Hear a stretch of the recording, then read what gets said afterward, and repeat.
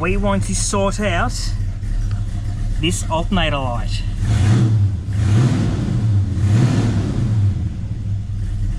Right, I haven't been able to drive this for a couple of reasons, and one of them is that I don't trust that alternator light.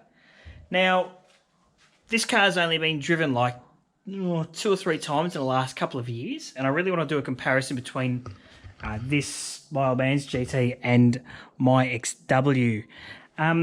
So I am going to try and problem solve why that alternator light's coming on. And look, I've already figured it out. This is just for dramatic effect. But I want to show you what I've done to start with. So first I've got to grab the voltmeter, whack it on a battery, and show you what I've figured out. Right, let's chuck these on the battery. The light's still on in the dash, or on the dash. We are charging at 12.3, so that's not flash. Now, I learnt a trick. These things run off a external voltage regulator that goes to the alternator, and if I just give it a bash,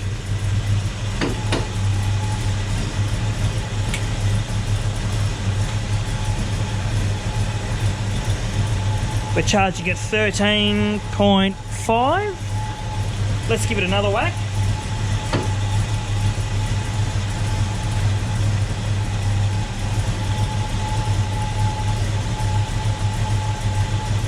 $14.1, $14.2, right. We don't have light on the dashboard, so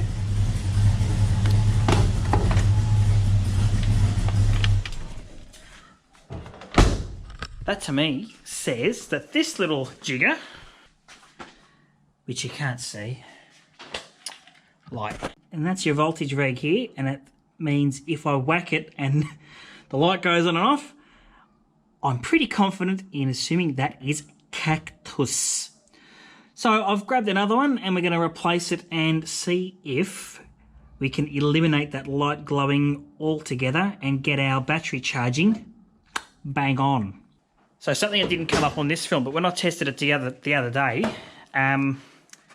it was fluctuating, like the charge reading was fluctuating between like 12.5 and then you give it a whack and it'd be like 16.2, so it was really all over the place. And after talking to some owners of similar vintage vehicles back when they were younger, they all said the same thing, which was grab one of these things because that's what's shut itself. So let's start by doing the first thing. Anytime you're doing anything electrical on a car, you need to disconnect the battery so you don't fuck anything up. Like that, like that. Unplug this. And what have we got? 1, 2 bolts just holding the whole thing in, and you've got an earth here and that thing comes off there like that. Righto. How big are they? It's a Ford, so 3/8.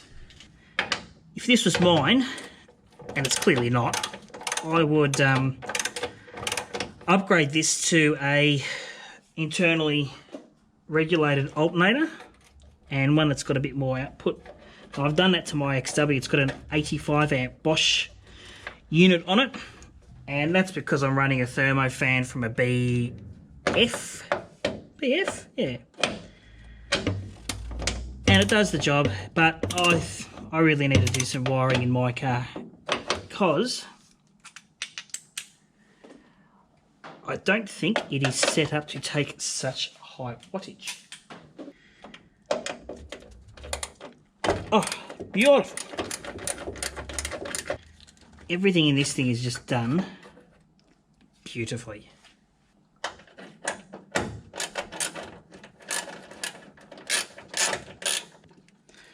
Right.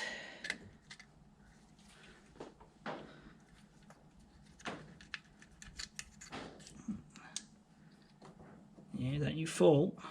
Just beautiful. Old one out. Just quickly, have a look at the difference in size on these things. This is tiny compared to the new one. Look at that. And if my old man was a purist, that would not be acceptable. And I'm sure if any GT person came and looked at the car, they would say, oh, it's not original. Points off. Oh, I've done my best to put the email sticker on. It doesn't look too bad. Let's line her up. Let's do them up finger tight.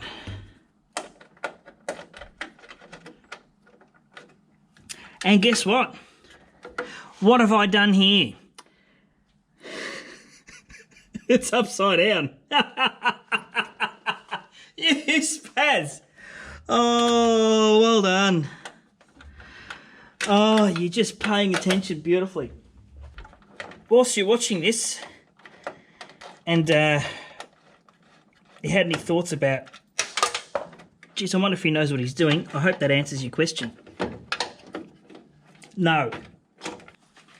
Whilst I'm rectifying my mistake here, if anyone wants to know anything about this car, whilst I've got it in my presence, drop me a comment and I'll see what I can do. I might even make a couple of specific videos if people want them. If not, that's all right.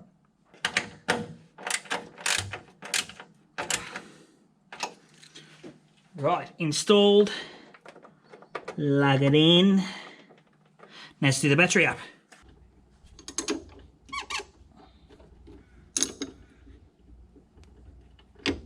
Right, they're on. Right, let's crank it and see what happens.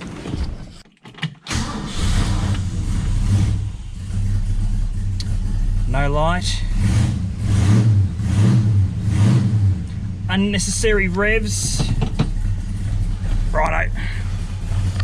Let's check out the multimeter. What did I say before? Voltmeter. Multimeter. Okie dokie. Positive, negative, 14.3. I reckon that looks pretty good.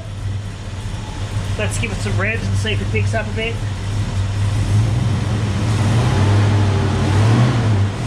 Perfect. That's good. That means it's giving a steady state of charge regardless of the, you know, RPM going up or down. So I think we have sorted it. That's it. There's a quick film on how to check if your old school voltage regulator is knackered, and a quick video on how to change it and pay attention to which way the unit points. Don't do it upside down like I did. Thanks heaps for watching.